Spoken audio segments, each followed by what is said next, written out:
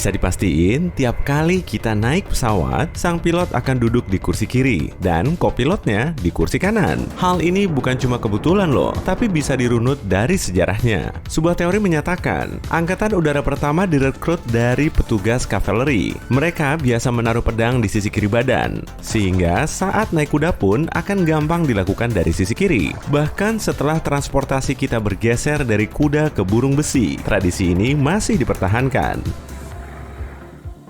Teori lain juga menyebutkan soal kereta. Rute penerbangan internasional pertama di dunia menghubungkan kota London dan Paris. Saat terbang, sang pilot mengemudikan pesawatnya dengan mengikuti rel kereta api. Pernah juga ada kejadian, dua pesawat terbang di atas rel saat cuaca buruk, lalu keduanya bertabrakan. Setelah insiden ini, barulah disepakati kalau pesawat harus terbang di sebelah kanan rel. Jadi, pilot perlu duduk di sisi kiri pesawat agar bisa melihat jaraknya dengan pesawat lain yang datang dari kiri.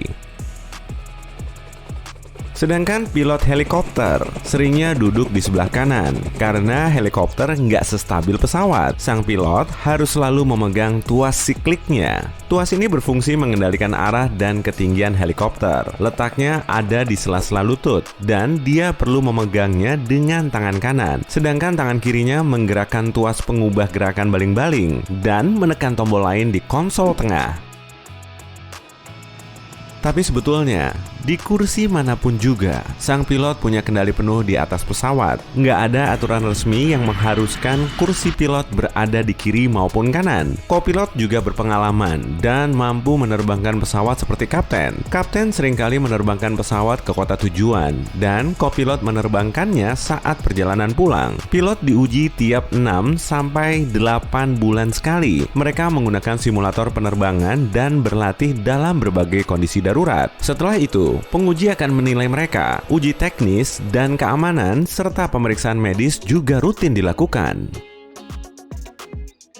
Kursi tambahan kokpit di belakang pilot diberikan untuk pengawas yang memantau penerbangan. Kursi ini juga disebut jump seat karena saat pemakainya bangkit, kursi ini langsung melipat. Kira-kira seperti kursi bioskop. Kalau kamu sering gugup saat naik pesawat, pilih kursi di tengah kabin aja. Turbulensi pesawat paling terasa di bagian depan dan belakang kabin. Sedangkan di bagian tengah, tepatnya di samping sayap, kondisinya nggak begitu berguncang. Kalau pesawat jadi jungkat-jungkit raksasa, prinsip guncangannya juga paling minim di bagian tengah.